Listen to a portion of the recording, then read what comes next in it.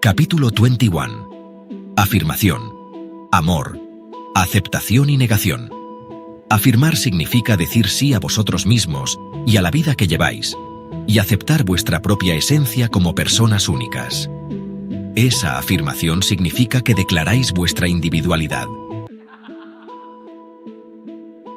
Afirmar significa que abrazáis la vida que es vuestra y que fluye a través de vosotros. La afirmación de vosotros mismos es uno de vuestros puntos más fuertes. A veces podéis negar apropiadamente ciertos fragmentos de la experiencia, y no obstante confirmar vuestra propia vitalidad. No debéis decir sí a personas, temas o sucesos con los que os encontréis profundamente molestos. Afirmar no significa una aceptación pasiva y sin carácter de todo lo que se cruce en vuestro camino, independientemente de vuestros sentimientos sobre ello. Biológicamente, la afirmación significa salud. Os lleváis bien con vuestra vida al comprender que dais forma a vuestra experiencia, reforzando así vuestra capacidad de hacerlo. Afirmar no significa cruzarse de brazos y decir, no puedo hacer nada. Todo está en manos del destino, así que lo que tenga que pasar, que pase. La afirmación se basa en la comprensión de que ninguna otra conciencia es igual a la vuestra, que vuestras aptitudes son únicas y diferentes de las de cualquier otra persona. Es la aceptación de vuestra individualidad en la carne. Básicamente es una necesidad espiritual, psíquica y biológica, y representa vuestra apreciación de vuestra integridad singular. Un átomo puede cuidar de sí mismo, pero los átomos son un poco como animales domesticados. Se unen a la familia biológica del cuerpo, de alguna manera se convierten en gatos y perros amigables bajo vuestro dominio. Así como los animales captan las características de sus dueños, las células reciben toda la influencia de vuestro comportamiento y creencias. Si afirmáis la idoneidad de vuestro ser físico, ayudáis a las células y a los órganos de vuestro cuerpo, y éste los trata amablemente. Si no confiáis en vuestra naturaleza física, también irradiáis ese sentimiento, independientemente de las medidas de salud que podáis tomar. Las células y los órganos saben que no confiáis en ellos, al igual que lo saben los animales. De alguna forma creáis anticuerpos contra vosotros mismos, meramente porque no confirmáis la idoneidad de vuestro ser físico, tal como existe en el espacio y el tiempo. A veces podéis confirmar vuestra singularidad diciendo no. La individualidad os confiere el derecho de tomar decisiones. En vuestros términos esto significa decir sí o no. Por tanto, consentir siempre podría significar que estáis negando vuestra propia esencia como personas. Una persona que dice, yo odio al menos está declarando que tiene un yo capaz de odiar. Quien dice no tengo derecho a odiar, no está afrontando su propia individualidad. Quien conoce el odio también comprende la diferencia entre esa emoción y el amor. Las ambigüedades, los contrastes, las similitudes, la afirmación del yo como criatura, permiten el libre flujo de la emoción. Muchos repudian la experiencia de sentimientos que consideran negativos. Intentan afirmar lo que piensan que son emociones positivas. No se permiten las dimensiones de su condición de criaturas y al fingir que no sienten lo que sienten, niegan la integridad de su propia experiencia. Las emociones obedecen a las creencias. Son estados naturales de sentimiento, siempre cambiantes, y que se suceden en un libre flujo de energía y actividad, matices brillantes y vivos, que aportan variedad a la cualidad de la consciencia. Tales estados de la personalidad pueden compararse a colores claros y oscuros. Los potentes patrones de energía que siempre representan movimiento, vida y variedad. Rechazarlas es inútil. Constituyen uno de los instrumentos con los que la consciencia sintonizada físicamente se conoce a sí misma. No son destructivas. No hay emociones buenas y malas. Las emociones sencillamente son. Representan elementos del poder de la consciencia, llenos de energía. Se combinan en un poderoso mar de ser cuando se las deja en paz. No podéis afirmar una emoción y negar otra sin erigir barreras. Intentáis ocultar en el fondo de la mente lo que consideráis sentimientos negativos, como en el pasado se encerraba a los familiares dementes. Actuáis así porque no confiáis en los aspectos de vuestra individualidad en la carne. Afirmar significa aceptar vuestra alma tal como aparece en la criatura que sois. No podéis negar vuestra condición de criatura sin negar vuestra alma. Y no podéis negar vuestra alma sin negar vuestra condición de criaturas. Si se lo deja en paz, el odio no perdura. A menudo es semejante al amor, ya que la persona que odia se ve atraída por el objeto de su odio por lazos profundos. También puede ser un método de comunicación, pero nunca es un estado constante y firme, y cambiará automáticamente si no se le ponen trabas. Si creéis que el odio es incorrecto y maligno, y veis que odiáis a alguien, podríais intentar inhibir la emoción o volverla contra vosotros mismos. También podríais intentar hacer como si el sentimiento no existiera, en cuyo caso reprimís esa poderosa energía y no podéis utilizarla para otros propósitos. En su estado natural, el odio posee una poderosa característica enardecedora que incita al cambio y a la acción. A pesar de lo que os hayan inculcado, el odio no da inicio a una violencia intensa. Los brotes de violencia suelen ser el resultado de un sentido íntimo de impotencia.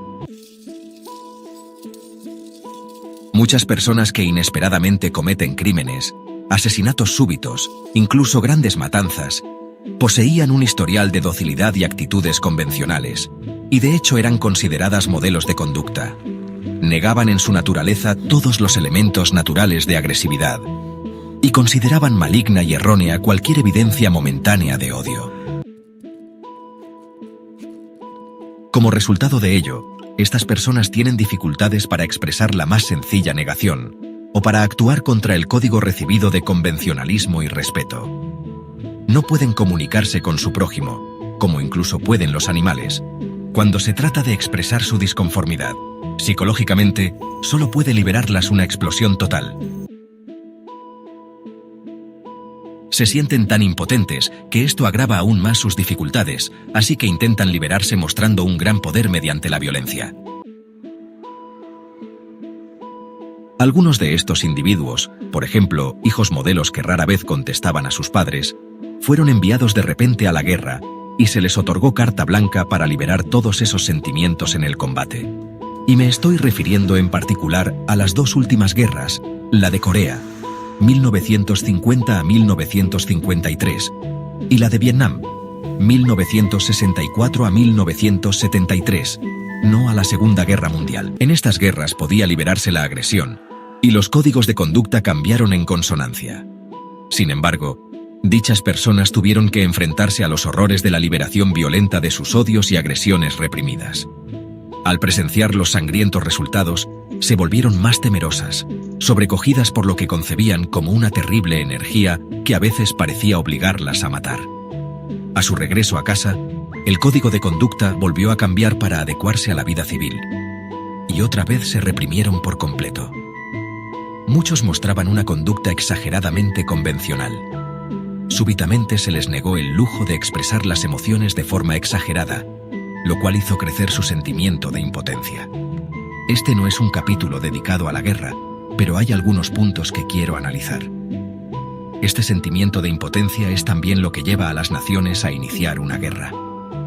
La causa no es la situación mundial real, ni el poder que los demás les atribuyan, sino más bien un sentimiento generalizado de impotencia, a veces incluso a pesar de su dominio mundial. De cierto modo, lamento que este no sea el lugar apropiado para hablar de la Segunda Guerra Mundial, porque también fue el resultado de un sentimiento de impotencia que estalló en un baño de sangre a gran escala. Las personas que participaron siguieron el mismo curso individual que acabamos de mencionar. Sin entrar en detalles, simplemente quiero indicar que en Estados Unidos después de la Segunda Guerra Mundial se hicieron grandes esfuerzos a nivel nacional para desviar las energías de los militares hacia otras áreas tras su regreso a casa. A muchos que participaron en la guerra con un sentimiento de impotencia, se les otorgó ayudas cuando la guerra hubo acabado, incentivos, educación, privilegios con los que antes no contaban. Es decir, les dieron medios para que experimentaran poder. también fueron recibidos como héroes, y aunque muchos ciertamente estaban desilusionados, en el marco global del sentimiento del país, los veteranos de guerra fueron bien acogidos. Estoy hablando de forma general sobre la guerra en cuestión, porque hubo ciertamente excepciones, pero la mayoría de los hombres involucrados en ella aprendieron algo de sus experiencias. Se volvieron en contra de la violencia, y cada uno a su manera reconoció las ambigüedades psicológicas personales de sus sentimientos durante el combate. Los políticos les aseguraron que sería la última guerra, y la ironía es que la mayoría de aquellos que vestían uniforme se lo creyeron. La mentira no se convirtió en verdad, pero llegó casi a serlo, pues a pesar de sus errores, los excombatientes educaron de tal modo a sus hijos que más tarde estos no irían de buena gana a la guerra, y cuestionarían las premisas de esta. Curiosamente, esto supuso aún más dificultades para aquellos que sí fueron a las dos guerras siguientes, menos importantes, ya que el país no estaba realmente implicado en ninguna de las dos. Todo sentimiento de impotencia por parte de los combatientes halló expresión como en la ocasión anterior, esta vez en un baño de sangre más local, pero el código de conducta quedó debilitado. Esta liberación no fue tan aceptada como antes, ni siquiera dentro de las filas. Ya en la última guerra, en Vietnam, el país estaba en general en contra de ella, y los sentimientos de impotencia de los hombres se vieron reforzados una vez acabada. Esta es la razón de los episodios de violencia por parte de los militares que regresaron. El odio, si se deja que actúe, no estalla en violencia. El odio aporta un sentido de poder e inicia la comunicación y la acción. Desde vuestro punto de vista, es una acumulación de ira natural. En los animales, pongamos, conduciría a enfrentamientos cara a cara, o a situaciones de combate en las cuales el lenguaje corporal, el movimiento y el ritual de cada criatura servirían para comunicar una actitud peligrosa, hasta que uno de los dos animales claudique. Los gruñidos y rugidos podrían formar parte de ello. El poder se muestra de forma eficaz, pero simbólicamente. Este tipo de encuentro animal ocurre con poca frecuencia, porque para llegar a ese punto, los animales involucrados han tenido que pasar por alto o cortocircuitar muchos encuentros menores preliminares de ira, destinados a clarificar posiciones o a evitar la violencia. Otro pequeño inciso aquí. La máxima de Cristo de ofrecer la otra mejilla era un hábil método psicológico de evitar la violencia, no de aceptarla. Simbólicamente representa a un animal que muestra el vientre al contrincante. En ciertas circunstancias, el gesto de derrota permitía el triunfo y la supervivencia. No pretendía ser el acto de sometimiento de un mártir que dijera «pégame otra vez», sino que representaba una afirmación biológicamente adecuada, una comunicación a través del lenguaje corporal. Era un gesto inteligente para que el atacante recordara las antiguas posturas comunicativas de los animales sanos. Entonces, el amor es también un gran incitador a la acción y utiliza poderosas fuentes de energía. El amor y el odio están basados en la autoidentificación con vuestra experiencia. No os molestáis en sentir amor u odio por personas con las cuales no os podéis identificar en absoluto. Os dejan relativamente indiferentes, pues no os provocan ninguna emoción profunda. El odio siempre implica un sentimiento doloroso de separación del amor, que puede estar idealizado. Una persona por la que sentís una gran hostilidad os disgusta porque no está a la altura de vuestras expectativas. Cuanto mayores sean estas, mayor os parecerá cualquier divergencia por su parte. Si odiáis a uno de vuestros progenitores es precisamente porque esperáis ese amor. Una persona de la cual no esperáis nada nunca despertará vuestro rencor. Curiosamente, el odio es una manera de regresar al amor, y cuando se deja que se exprese, está concebido para comunicar la separación que existe con respecto a lo esperado. El amor, por tanto, puede perfectamente contener odio. El odio puede contener amor y ser impulsado por este, en particular por un amor idealizado. Odiáis algo que os separa del objeto amado. Es precisamente porque este objeto es amado que disgusta tanto que las expectativas no se cumplan. Si alguien ama a sus padres, y si estos no parecen devolverle el amor y frustran sus expectativas, entonces podría odiarlos, porque el amor hizo que esperara más. El odio es un medio de reclamar amor. Su finalidad es llevaros a una comunicación en la que expongáis vuestros sentimientos para aclarar la atmósfera, por así decirlo, y acercaros al objeto amado. Por tanto, el odio no es la negación del amor, sino un intento de recuperarlo y un doloroso reconocimiento de las circunstancias que os separan de él. Si entendierais la naturaleza del amor, seríais capaces de aceptar los sentimientos de odio. La afirmación puede incluir la expresión de tales emociones fuertes. Los dogmas o los sistemas de pensamiento que enseñan a superar las emociones pueden ser engañosos e incluso, hablando en vuestros términos, algo peligrosos.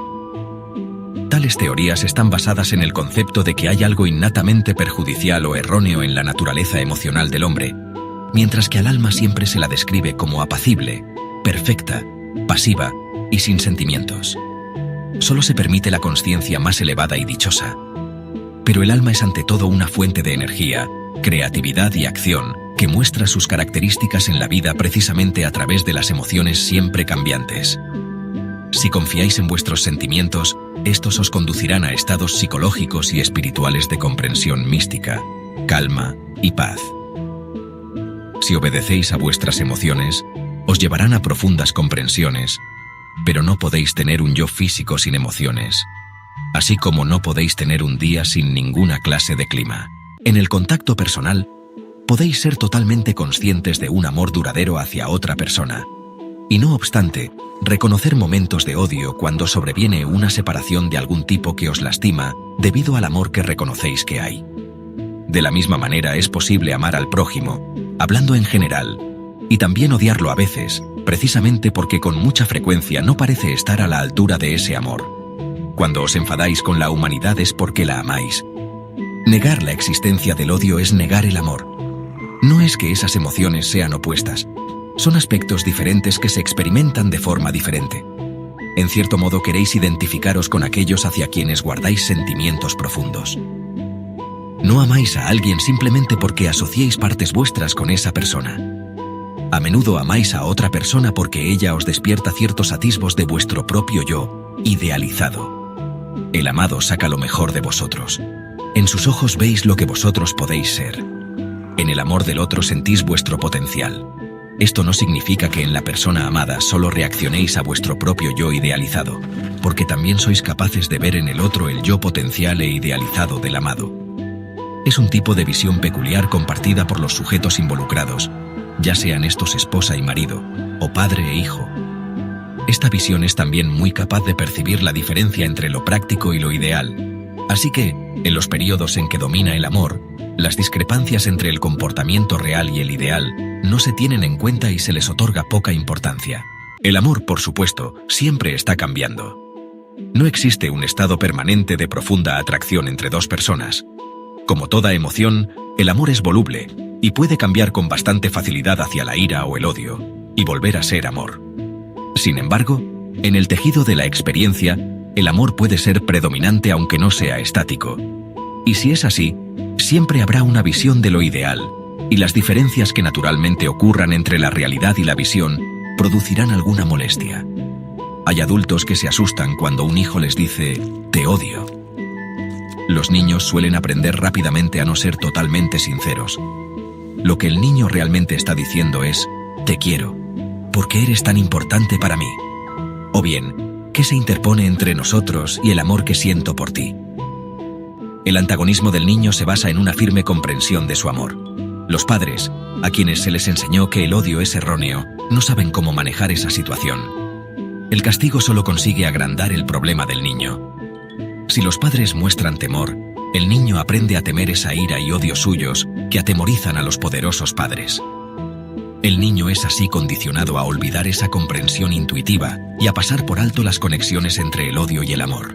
No solo se os enseña a reprimir la expresión verbal del odio, sino que se os inculca que los pensamientos de odio son tan malos como las acciones de odio. Os condicionan de tal manera que os sentís culpables por el solo hecho de pensar en la posibilidad de odiar a alguien.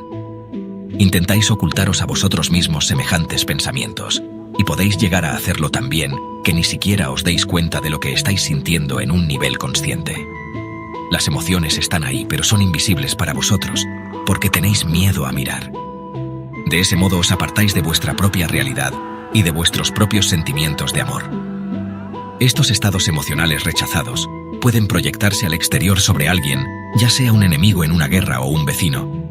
Aun cuando odiéis a un enemigo simbólico, advertiréis que también sentís una profunda atracción. Os unirá un lazo de odio, aunque estará basado originariamente en el amor. Pero en este caso agraváis y exageráis todas las diferencias con el ideal y os centráis principalmente en ellas. Sea como sea la situación, todo esto está siempre disponible a vuestra conciencia. Solo necesitáis un intento sincero y firme de haceros conscientes de vuestros propios sentimientos y creencias. Hasta vuestras fantasías de odio pueden conduciros a una reconciliación y una expresión del amor si las dejáis actuar. La fantasía de golpear a un padre o a un hijo, incluso hasta la muerte, puede conduciros a lágrimas de amor y comprensión, si vais hasta el final. Ahora, un comentario aparte del libro realizado por Jane. En estos pasajes sobre el odio, así como en otras partes de este libro, Seth profundiza más en la naturaleza de nuestra vida emocional de lo que había hecho hasta ahora. Cuando realizó sus primeros comentarios sobre el odio hace ya 2 años, por ejemplo, tuvo en cuenta el nivel de entendimiento de los que participaban en la sesión. Una de esas ocasiones se menciona en el libro El material de Seth, cuando, en respuesta a un comentario de un estudiante de mi clase de percepción extrasensorial, Seth dio por sentada la idea convencional de odio por parte del estudiante, y respondió de acuerdo a ese concepto. No existe justificación para el odio. Cuando maldices a alguien, te maldices a ti mismo, y la maldición regresa a ti. La respuesta debe ser considerada en el contexto de la conversación anterior, en la cual el estudiante intentaba justificar la violencia como un medio para alcanzar la paz. La principal preocupación de Seth era refutar ese concepto. En este libro, Seth conduce al lector más allá de las ideas convencionales sobre el bien y el mal, hacia un nuevo marco de entendimiento.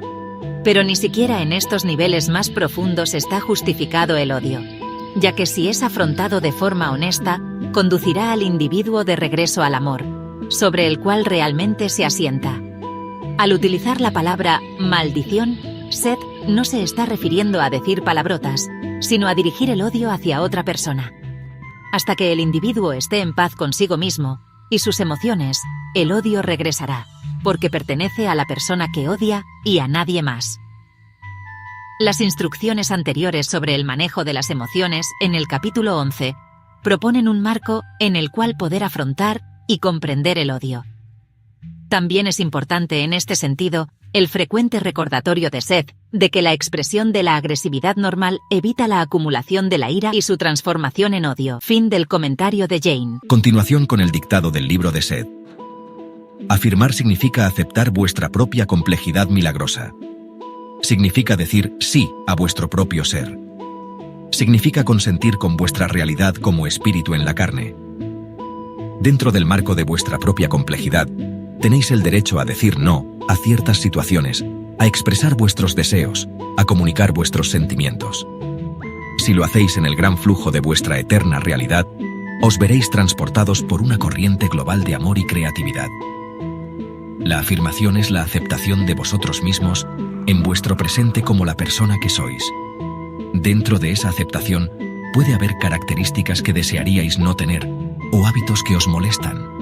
No debéis esperar ser perfectos. Como se mencionó anteriormente, vuestra noción de perfección es un estado de realización más allá del cual no hay crecimiento futuro, pero no existe ningún estado así. Ama al prójimo como a ti mismo. También es válido lo contrario. Ámate a ti mismo como amas a tu prójimo, pues a menudo reconoceréis la bondad en el otro y la pasaréis por alto en vosotros. Algunas personas creen que lo que ellos entienden por humildad es un gran mérito y una virtud sagrada. Por tanto, estar orgulloso de sí mismo es un pecado, y en ese marco de referencia, la auténtica afirmación del yo o ser es imposible. El amor propio genuino es el reconocimiento amoroso de vuestra integridad y valor propios. La verdadera humildad se basa en esta afectuosa consideración de vosotros mismos, además del reconocimiento de que vivís en un universo en el que todos los demás seres también poseen esta innegable individualidad y valor propio. La falsa humildad os dice que no sois nadie. A menudo oculta un amor propio distorsionado, inflado y negado, porque nadie puede aceptar realmente una teoría que niegue el valor propio personal. La humildad simulada puede conducir a demoler el valor de los demás, porque si no se acepta el propio valor tampoco se verá en nadie más. El verdadero amor propio os permite ver la integridad de vuestros semejantes y os capacita para ayudarlos a emplear sus fuerzas. Muchas personas hacen un gran espectáculo de la ayuda que brindan a otros, por ejemplo, y los animan a que se apoyen en ellas. Creen que eso es una acción muy sagrada y virtuosa, pero en realidad impiden que esas personas reconozcan y utilicen su propia fortaleza y capacidad. Independientemente de lo que os hayan podido contar, no hay mérito alguno en el autosacrificio. Ante todo, es imposible, pues el yo crece y se desarrolla, no puede ser aniquilado. Normalmente el autosacrificio significa poner vuestra propia carga en otra persona y convertirla en su responsabilidad. Una madre que le dice a su hijo, sacrifiqué mi vida por ti, está diciendo tonterías. Diga lo que diga, en el fondo esa madre cree que no tenía demasiado a lo que renunciar y que la renuncia le otorgó la vida que ella deseaba. Un hijo que dice, renuncié a mi vida por mis padres y me dediqué de lleno a cuidarlos. Quiere decir, tenía miedo de vivir mi propia vida y miedo a dejarles vivir la suya. Así que, al renunciar a mi vida, conseguí la vida que deseaba. El amor no requiere sacrificio. Aquellos que temen afirmar su propio ser, también temen dejar que otros vivan por sí mismos. No ayudáis a vuestros hijos manteniéndolos encadenados a vosotros, y tampoco ayudáis a vuestros padres ancianos alentando su sentimiento de desamparo. Si obedecéis espontánea y sinceramente el sentido ordinario de la comunicación que poseéis como criaturas, resolveréis muchos de vuestros problemas. Solo la comunicación reprimida conduce a la violencia. La fuerza natural del amor está en todos los rincones de vuestro ser, y los métodos normales de comunicación siempre os llevan a un mayor contacto con vuestros semejantes. Amaos a vosotros mismos y respetaos, y trataréis justamente a los demás. Cuando decís no, lo hacéis porque, en vuestra mente y sentimientos, una situación presente o propuesta se aleja de algún ideal. La negativa siempre está causada por algo que se considera al menos un bien mayor. Si no tenéis unas ideas demasiado rígidas de perfección, la negación ordinaria sirve a un propósito bastante práctico. Pero nunca debéis negar la realidad propia presente por compararla con alguna perfección idealizada. Perfección es no existir, pues todos los seres se encuentran en un estado de devenir. Esto no significa que todos los seres estén deviniendo perfectos, sino deviniendo más ellos mismos. Todas las emociones están basadas en el amor, y de una forma u otra, se relacionan con él. Y todas son métodos para regresar a él y expandir su capacidad. Ahora bien, en todo el libro he evitado a propósito la palabra amor, a causa de las diversas interpretaciones que suelen hacerse de la palabra y de los errores que con frecuencia se cometen en su nombre. Primero debéis amaros a vosotros mismos antes de amar a otro. Al aceptaros a vosotros mismos y ser alegremente lo que sois, realizáis vuestras propias capacidades, y vuestra simple presencia puede hacer felices a otros. No podéis odiaros a vosotros mismos y amar a otra persona. Es imposible. En vez de ello proyectaréis sobre alguien todas esas cualidades que creéis no poseer. Lo alabaréis de boca para afuera, y lo odiaréis por poseerlas. Aunque declaréis amar al otro, intentaréis socavar los mismísimos fundamentos de su ser. Cuando amáis a otros, reconocéis su libertad innata y no insistís cobardemente en que siempre os presten atención. No hay distintas clases de amor. No existen diferencias básicas entre el amor de un hijo hacia su padre, un padre hacia su hijo, una esposa hacia su marido, un hermano hacia su hermana. Solo hay diferentes expresiones y características del amor, pero todo amor afirma. Puede aceptar desviaciones de la visión ideal sin condenarlas. No compara el estado práctico del ser querido con esa percepción idealizada que es potencial. En esta visión, el potencial es contemplado como presente, como actual, y la distancia entre la forma práctica y la ideal no crea ninguna contradicción, ya que coexisten. Ahora bien, algunas veces podéis pensar que odiáis a la humanidad. Quizá creáis que las personas con quienes compartís el planeta son dementes. Tal vez despotriquéis contra su estúpido comportamiento, su proceder sanguinario y los métodos inadecuados que utilizan para resolver sus problemas. Todo esto se basa en el concepto idealizado que tenéis de lo que la especie debe ser, es decir, en vuestro amor por el prójimo. Pero podéis perder vuestro amor si os concentráis en esas variaciones que no son idílicas. Cuando pensáis que odiáis a la humanidad, en realidad estáis atrapados en un dilema de amor. Estáis comparando a la especie con vuestro concepto amoroso e idealizado de ella. Pero al actuar así, perdéis de vista a las personas reales involucradas. Colocáis el amor en tal plano que os apartáis de vuestros sentimientos reales y no reconocéis las emociones de amor que son la base de vuestro descontento. Vuestro afecto se ha quedado corto en vuestra experiencia porque habéis negado el impacto de esta emoción, por miedo a que el amado, en este caso la especie en su conjunto, no esté a la altura. Por tanto, os concentráis en las desviaciones del ideal. Si en vez de ello dejáis que surja el sentimiento de amor que en realidad se oculta tras vuestra insatisfacción, entonces este, por sí solo, os permitiría ver esas características afectivas de la especie que ahora se escapan en gran medida de vuestra visión. No hay nada más ostentoso que la falsa humildad. Muchas personas que se consideran verdaderos buscadores espirituales están llenos de ella. A menudo utilizan términos religiosos para expresarse. Dirán, no soy nadie, pero el Espíritu de Dios late en mí, y si hago algún bien es por el Espíritu de Dios y no por el mío, o bien, no poseo ningún talento o capacidad propia, solo el poder de Dios posee algún talento. A este respecto, vosotros sois el poder manifiesto de Dios. No sois impotentes, sino todo lo contrario. El poder de Dios se fortalece gracias a vuestro ser, pues vosotros sois una parte de lo que Él es. No sois un simple trozo insignificante de arcilla, a través del cual Él decide manifestarse a sí mismo. Sois Él que se manifiesta como vosotros. Sois tan legítimos como Él. Si sois una parte de Dios, entonces Él es también una parte de vosotros, y al negar vuestra propia valía, acabáis negando también la suya. No me gusta usar el término Él, refiriéndome a Dios, ya que todo lo que es origina no solo todos los sexos, sino todas las realidades, en algunas de las cuales el sexo tal como lo concebís no existe. La afirmación es parte del movimiento espontáneo del cuerpo cuando danza. Muchos feligreses que se consideran muy religiosos comprenden menos la naturaleza del amor o la afirmación que algunos clientes de bares, que celebran la naturaleza de su cuerpo y disfrutan de la espontánea trascendencia mientras se dejan llevar por el movimiento de su ser. La verdadera religión no es represiva, como tampoco lo es la vida misma. Cuando Cristo habló, lo hizo en el contexto de su época, utilizando el simbolismo y el vocabulario que tenía sentido para un tipo particular de personas en un periodo específico de la historia, hablando en vuestros términos.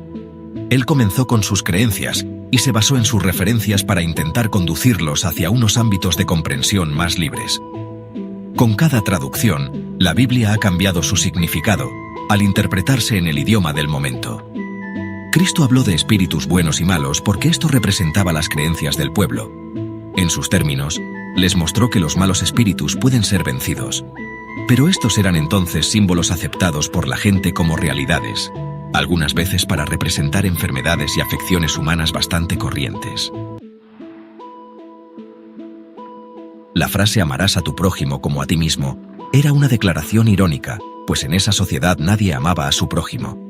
Desconfiaban completamente del vecino. Por tanto, gran parte del sentido del humor de Cristo se ha perdido. En el Sermón de la Montaña, la frase «los mansos heredarán la tierra» se ha tergiversado enormemente. Cristo quería decir, vosotros creáis vuestra propia realidad. Aquellos que tienen pensamientos pacíficos se encontrarán a salvo de guerras y disensiones. Estarán libres de ellas, se librarán y realmente heredarán la tierra. Los pensamientos de paz, en particular en medio del caos, acumulan una gran energía. Las personas que son capaces de hacer caso omiso de las pruebas físicas de la guerra y de tener pensamientos de paz, triunfarán. Pero para vosotros la palabra manso ha llegado a significar débil, inadecuado, falto de energía. En tiempos de Cristo, la frase sobre los mansos que heredarían la tierra implicaba un uso enérgico de la afirmación, del amor y la paz. Como mencioné en Habla Sed, la entidad de Cristo era demasiado grande como para estar contenida en un solo hombre, y lo cierto es que tampoco podía limitarse a un tiempo determinado. Así que el hombre que pensáis que era Cristo no fue crucificado. Tampoco la idea de autosacrificio se vio por tanto implicada. El mito se hizo más real que el suceso físico, como suele pasar con muchos de los que se consideran acontecimientos cumbres de la historia. Pero hasta el mito fue distorsionado. Dios no sacrificó a su muy amado Hijo permitiéndole que fuera físico. La entidad de Cristo deseaba nacer en el espacio y el tiempo, extenderse en la condición de criatura, para poder servir como líder, y para traducir ciertas verdades a términos físicos. Todos vosotros sobrevivís a la muerte. El hombre que fue crucificado lo sabía sin ningún género de dudas, y por tanto no sacrificó nada. En el libro Habla Seth, se explicó que Judas lo organizó todo para que crucificaran a un sustituto en lugar de a Cristo. El sustituto era una personalidad aparentemente engañada, pero en su delirio, él sabía que toda persona resucita. Él aceptó convertirse en el símbolo de este conocimiento. El hombre considerado el Cristo no fue crucificado. No obstante, en el drama global tenía poca importancia qué era un hecho, hablando en vuestros términos, y qué no lo era, pues las grandes realidades trascienden a los hechos mismos y los crean. Tenéis libre albedrío y podríais interpretar el drama como lo deseéis. Su gran poder creativo aún persiste y podéis utilizarlo a vuestro propio modo, incluso cambiando vuestro propio simbolismo según cambien vuestras creencias. Pero la principal idea es la afirmación de que el ser físico, el yo que conocéis, no desaparece con la muerte. Esto consiguió perdurar incluso en las distorsiones. El concepto global de Dios Padre, como lo dio Cristo, ciertamente fue un Nuevo Testamento.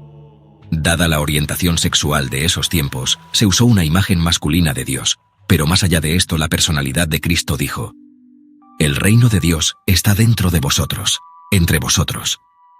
En cierto modo, la personalidad de Cristo fue una manifestación de la evolución de la consciencia, que condujo a la especie más allá de los violentos conceptos de la época y alteró el comportamiento que había prevalecido hasta entonces. Con respecto al tiempo, o a la evolución, tal como la concebís, la consciencia naciente ha alcanzado un punto en que se complace tanto en las distinciones y diferencias que incluso en pequeñas zonas geográficas se han formado numerosos grupos, cultos y nacionalidades, cada uno orgulloso de poder afirmar su propia individualidad y valía sobre los demás. Al principio, en esos términos, la consciencia naciente necesitaba libertad para expandirse, para volverse diferente, para sentar las bases de diversas características y para reafirmarse en individuaciones. Pero en la época de Cristo, se necesitaban ciertos principios de unidad para que esta diversificación también experimentara un sentido de unidad y sintiera su unicidad. Cristo fue el símbolo de la consciencia naciente del hombre, que guardaba en sí el conocimiento del potencial humano. Su mensaje debía ser llevado más allá de su época, pero a menudo no se realizó esta interpretación. Cristo utiliza parábolas que eran aplicables entonces, como queda descrito en todos los 4 evangelios. Utiliza a los sacerdotes como símbolos de autoridad. Convirtió el agua en vino, y sin embargo muchos que se consideran muy santos pasan por alto el comportamiento de Cristo en el banquete de casamiento y consideran degradante cualquier bebida alcohólica. Él se relacionó con prostitutas y con los pobres, y sus discípulos eran hombres que apenas podrían considerarse ciudadanos ejemplares.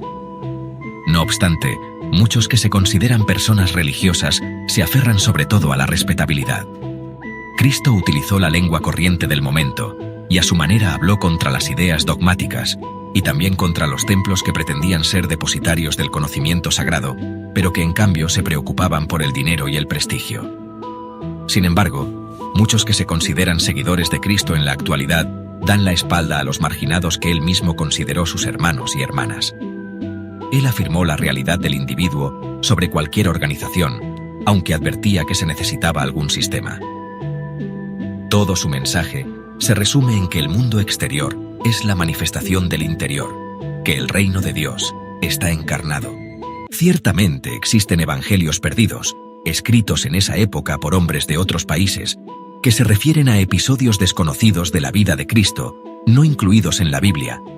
Estos configuran un marco totalmente distinto de conocimiento, que podía ser aceptado por quienes tenían creencias diferentes de las de los judíos en aquella época. Los mensajes se dieron de otra manera, pero igualmente reflejan la afirmación del yo y su existencia ininterrumpida después de la muerte física. Siempre se resaltó el amor. Uno de los evangelios está falsificado, es decir, fue escrito después de los otros, y se tergiversaron los sucesos para que pareciera que habían ocurrido en un contexto completamente diferente del real. A pesar de ello, el mensaje de Cristo era de afirmación. Nota. Jane, en trance, hizo una pausa mientras yo levantaba la mirada interrogativamente. Iba a preguntar qué evangelio es el falso. Fin de la nota. Seth continúa. No fue el de Marcos ni el de Juan. Hay razones concretas por las que no quiero especificarlo ahora. En esa época, Cristo unificó la consciencia del hombre de forma que se extendiera por la historia. La consciencia de Cristo no estaba aislada. Estoy hablando ahora en vuestros términos. Por tanto, la misma consciencia dio nacimiento a todas vuestras religiones, es decir, a los diversos marcos a través de los cuales los pueblos de diferentes épocas pudieron expresarse y crecer. En todos los casos, las religiones comenzaron con las creencias prevalecientes, se expresaron según los dictados de la época, y luego se expandieron. Ahora bien, esto representa el lado espiritual de la evolución del hombre. Los marcos ideológicos de la vida psíquica y mental fueron mucho más importantes que los aspectos físicos a medida que la especie crecía y cambiaba. Nota. Tras la sesión, Jane probó un pequeño experimento. Le conté lo poco que yo sabía sobre los evangelios y le sugerí que intentara determinar psíquicamente si el evangelio falsificado era el de Mateo o el de Lucas. Al momento siguiente, sin demasiado esfuerzo, Jane dijo que era el de Mateo. No sabía por qué le llegó esa respuesta y no probó a intentar descubrir más sobre el tema. En general se piensa que el Evangelio de Marcos fue escrito en primer lugar. Muchos académicos bíblicos piensan que los evangelios fueron escritos entre el año 60 después de Cristo y el 100 después de Cristo. Diversos tipos de evidencias han tendido a hacer retroceder la fecha del Evangelio de Marcos hasta el año 35 después de Cristo. Jane y yo habíamos conducido por el campo montañoso y exuberante que hay en los alrededores de Elmira por la tarde. Nuestro salón estaba muy caluroso cuando nos sentamos para la sesión. Todas las ventanas estaban abiertas. Pudimos escuchar un evocador ruido de petardos en la noche a una manzana de nosotros. Mientras esperábamos a la sesión, Jane comenzó a entrar en un estado de consciencia trascendente o amplificado.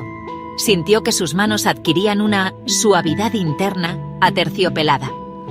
Luego tuvo la sensación de aquellos rostros gigantes familiares que observaban nuestro universo. Estos observadores podían ver a la vez todo lo que ocurría en el mundo, desde California hasta Rusia, como astronautas que nos estuvieran observando. Se sentó recta en su mecedora, escuchando, haciendo conexiones. Estoy captando ese electrizante sonido a través de mi estómago mientras oigo a los coches girar por la esquina. Y esos petardos parecen como arrugas del aire, que se alejan en todas direcciones. Y hace un momento, cuando me servía la cerveza, solo por un segundo tuve la sensación de ser yo misma una gigante. Cuando sintonizo con SED 2, me vuelvo más grande. Mis capacidades perceptivas se agrandan para asimilar la experiencia. Ahora mismo siento que, cuando cierro los ojos, la Tierra, todo el planeta, está dentro de mi cabeza. Los sucesos que ocurren fuera del cuerpo son los mismos sucesos que los que tienen lugar dentro del cuerpo, el comportamiento de sus neuronas y todas sus actividades químicas. Si algo se muere en la cabeza, una célula quizás, algo también muere en el mundo exterior, un insecto, una persona. Lo mismo ocurre con los nuevos nacimientos. Los sonidos de los petardos son los mismos sonidos que producen los sucesos dentro del cuerpo. Hay una fantástica riqueza ahí fuera. Jane giró la cabeza hacia las ventanas abiertas. Hay una increíble correlación entre las variaciones estacionales y la longitud de los pensamientos. Se pueden trazar gráficos de los pensamientos y se corresponderían con los cambios estacionales, con las mareas y las fases de la luna. Quiero la sesión. Sí, pero esto es tan divertido. Me hace sentir estupendamente. Aunque me fumaré un cigarrillo y me convertiré en sed. Ahora mismo siento un gran sed por aquí. Sonrió. Y estoy tratando de reducirlo al tamaño de la sesión. Y ahora siento que mis piernas están como creciendo hacia abajo hacia el suelo y mi cabeza hacia el techo. Como si fuera una señal, un viento repentino hizo entrar las cortinas de la ventana. Los papeles se agitaron un poco en la habitación. Jane finalmente trajo a Seth a un tamaño manejable. Fin de la nota. Seth continúa con el dictado del libro. Afirmación significa la aceptación amorosa de vuestra propia individualidad única.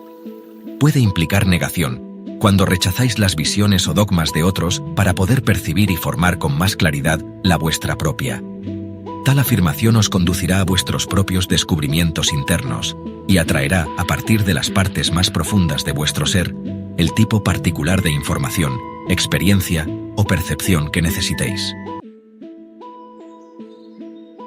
La aceptación amorosa de vosotros mismos os permitirá pasearos por vuestras creencias, al igual que lo haríais por el cambiante paisaje de una campiña. Cuanto más os anime una creencia a utilizar vuestras capacidades y vitalidad, más afirmativa es. La percepción de Rubur está muy alterada esta noche, y esto es un ejemplo de ciertos tipos tanto de afirmación como de negación.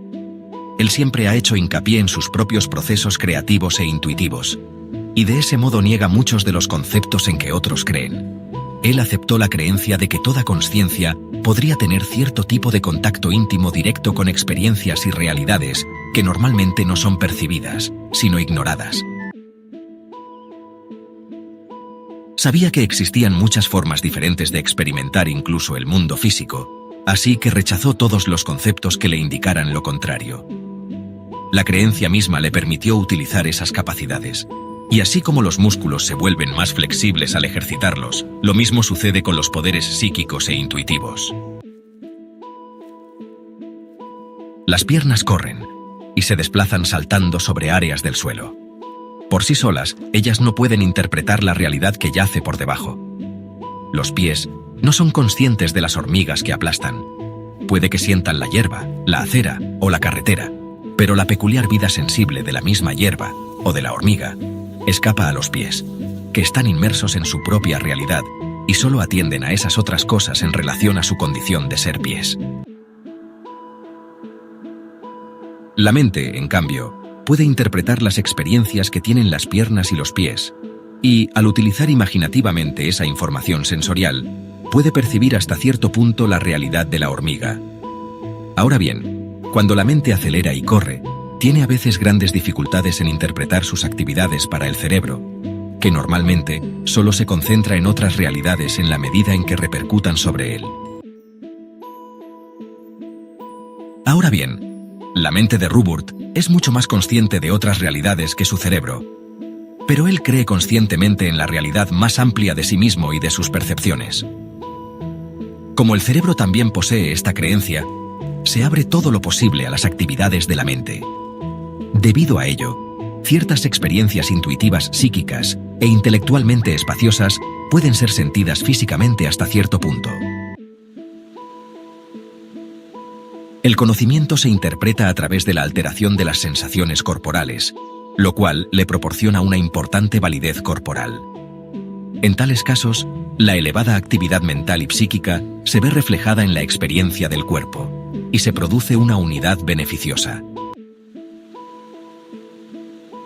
Aquí he utilizado el término espacioso para ese funcionamiento de la mente y de las intuiciones en lo que podríais considerar como un rango acelerado de acción. El intelecto normal, orientado con tanta precisión por las creencias hacia la inevitabilidad de un tipo de percepción unidireccional, es limitado.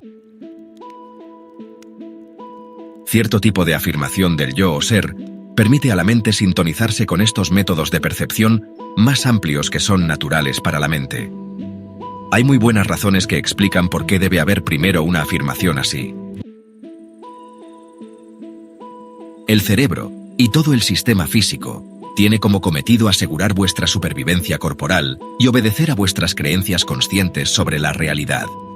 Siempre hay una relación armoniosa y unificadora entre las creencias y las actividades. Algunas personas se sienten totalmente confiadas en ciertas áreas y llenas de aprensión en otras, y pueden llegar a desdeñar o rechazar ciertos aspectos de la vida durante un tiempo mientras se centran en otros. Así pues, el individuo avanzará con inteligencia y astucia en aquellas áreas en las que se sienta seguro, a menudo cuando se encuentra en el proceso de alterar las creencias. No usáis vuestra mente amplia hasta que no afirmáis su realidad en vuestro interior y hasta que estáis preparados para manejar la información adicional que luego tendréis conscientemente disponible de una forma u otra. Pero la mente amplia funciona mediante vuestra condición de criaturas. En vuestros términos, ella representa las capacidades de conciencia latentes que pueden ser funciones más o menos normales. Poseéis estructuras biológicas que se activan para recibir tales mensajes, y siempre han sido parte de la naturaleza física de vuestra especie. Pero no se activan individualmente hasta que vuestras propias creencias os permiten percibir las capas multidimensionales de vuestra propia experiencia, o al menos aceptar las posibilidades. Como demostró el episodio vivido por Rupert esta noche, incluso la información percibida normalmente alcanza entonces un tipo de multidimensionalidad, una riqueza bastante difícil de describir. Esto acarrea automáticamente un proceso de aprendizaje biológico en el cual los sentidos pueden utilizarse de una forma más libre y profunda. Aunque tales sucesos no son constantes, son lo suficientemente frecuentes como para que la experiencia ordinaria cambie. La riqueza se superpone. No es necesario para ello conocer los así llamados asuntos psíquicos. Muchos individuos utilizan la mente amplia y sus percepciones con toda naturalidad, sin darse cuenta de lo diferentes que son sus percepciones de las de los demás. Rupert se ha cuestionado sobre el tema que sigue, que está relacionado, fisiológicamente, lleváis dentro remanentes de vuestra evolución, hablando en vuestros términos vestigios físicos de órganos y otros atributos descartados hace mucho. De la misma manera, también podéis llevar dentro estructuras aún no utilizadas plenamente. Estas organizaciones apuntan hacia una evolución futura, de nuevo hablando en vuestros términos. El uso de la mente amplia las involucra. Individuos de todas las épocas han experimentado este otro tipo de consciencia, aunque nunca en su forma plena. La experiencia con la mente amplia hace desaparecer cualquier conflicto aparente entre el intelecto y las intuiciones en otros niveles. En lo posible, el organismo físico interpreta esa unidad mediante una nueva mezcla de datos sensoriales, para que materialmente la información tenga sentido.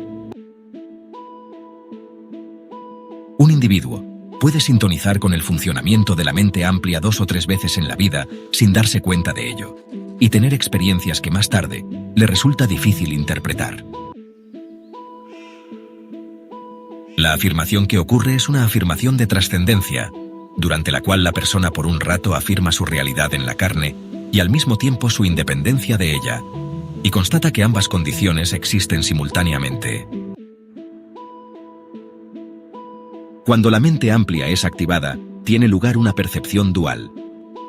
Por activada quiero decir que el organismo físico es consciente súbitamente de la existencia de la mente amplia. Si se utiliza la mente amplia de forma apropiada y plena, se enriquecen inmensamente las dimensiones de la especie, y el cuerpo alcanza una armonía que ahora es imposible tener. A nivel neurológico existen resortes ocultos y latentes que se pueden activar, y en ese caso, toda vuestra experiencia práctica con el tiempo tal como lo conocéis se verá alterada. Desde vuestro punto de vista, la especie será entonces tan diferente que os parecerá que es otra completamente distinta. Como sugirió una vez Rupert, vuestro moderno sistema de comunicaciones ya ha incrementado enormemente la información que está disponible para una mente consciente particular en una cantidad dada de tiempo, y esto a un nivel puramente físico. Ahora debéis manejar y asimilar información disponible sobre hechos que ocurren en otros lugares, de los que ningún individuo normal podría haber sido consciente en los siglos anteriores. Los sucesos que ocurren en lugares distantes se vuelven conocimiento presente. Se acorta el intervalo de tiempo entre un episodio y vuestro conocimiento de él, aunque el suceso ocurra al otro lado del mundo. Los viajes en avión trastornan vuestra experiencia del tiempo y vuestra noción del mismo, y alteran así vuestros conceptos sobre él. Pero el cuerpo posee mecanismos hasta ahora desconocidos para vosotros, mediante los cuales podríais manejar conscientemente, como especie, percepciones del tiempo más amplias, así como ahora manejáis percepciones del espacio más extensas. Aunque de una forma muy limitada y torpe, esto está insinuado en el uso que hacéis de los ordenadores, cuando tratáis de evaluar las probabilidades futuras para poder actuar en vuestro presente de acuerdo a dicha evaluación.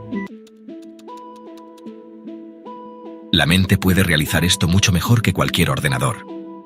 Si la mente creyera en ello, se activarían ciertas partes del cerebro.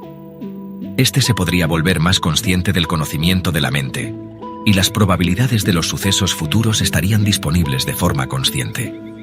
Ahora bien, el cerebro tendría que clasificar esta información para que su mecanismo sintonizado físicamente fuera claramente capaz de mantener su presente temporal. Cuando el hombre desarrolló por primera vez el momento de reflexión, del que hablamos anteriormente en el capítulo 9, sufrió una desorientación inicial antes de que aprendiera a distinguir un suceso vívidamente recordado del pasado, de uno experimentado en el presente. La consciencia en crecimiento tuvo que hacer tales distinciones con vistas a un comportamiento práctico. Para utilizar los sucesos futuros probables, el cerebro físico se verá forzado a ampliar sus funciones a la vez que mantiene al individuo en una relación clara con el momento presente de poder o de eficacia corporal. La afirmación siempre implica el reconocimiento de vuestro poder en el presente. De un modo más general, la negación es la renuncia a ese poder. La afirmación es, por tanto, la aceptación de vuestra capacidad, que como espíritus dentro de la carne, tenéis para crear la realidad física de vuestra condición de criaturas. Ahora bien, podéis alterar vuestro presente alterando el pasado, o podéis cambiarlo desde el futuro, aunque todas estas manipulaciones deben tener lugar en vuestro presente experimentado en la práctica. Muchas personas han cambiado en algún momento su comportamiento presente en respuesta a los consejos de un yo probable futuro, sin darse cuenta nunca de haberlo hecho. Suponed que tenéis una meta particular en la mente cuando sois jóvenes, una que os esforzáis por alcanzar. Vuestra intención, imágenes, deseos y determinación configuran una fuerza psíquica que proyectáis hacia adelante, por así decirlo. Enviáis vuestra realidad desde vuestro presente hacia lo que concebís como el futuro. Ahora bien, digamos que en cierto momento tenéis que tomar una decisión y no sabéis qué dirección escoger. Tal vez os sintáis fuertemente inclinados a tomar un camino determinado, pero teméis que eso pueda desviaros de vuestro propósito. En un sueño o una ensoñación diurna, podríais oír de repente una voz que os dice perentoriamente que sigáis adelante con vuestra intención inicial. O podríais recibir la misma información de alguna otra forma, como un impulso o una visión, o simplemente un súbito conocimiento de lo que debéis hacer. Todo esto sucede en vuestro presente. En otras palabras, el yo que habéis proyectado al futuro os está enviando ánimos desde una realidad probable que todavía podéis crear. Pero ese yo enfocado opera desde su presente, y algún día en el futuro os podríais encontrar a vosotros mismos pensando con nostalgia en un momento de vuestro propio pasado, cuando estabais indecisos y vacilantes, pero escogisteis el curso apropiado. Y tal vez penséis, me alegro de haberlo hecho así. O bien, sabiendo lo que ahora sé, qué suerte tengo de haber tomado esa decisión. Y en ese momento sois el yo futuro que una vez animó a la persona del pasado. El futuro probable ha vuelto a reunirse con el presente práctico. Esto fue posible gracias a aquella primera afirmación de vosotros mismos, la que proyectasteis al futuro. De la misma manera, la aceptación de vosotros mismos y de vuestra propia integridad puede alterar vuestro pasado y vuestro futuro en cualquier momento de vuestro presente.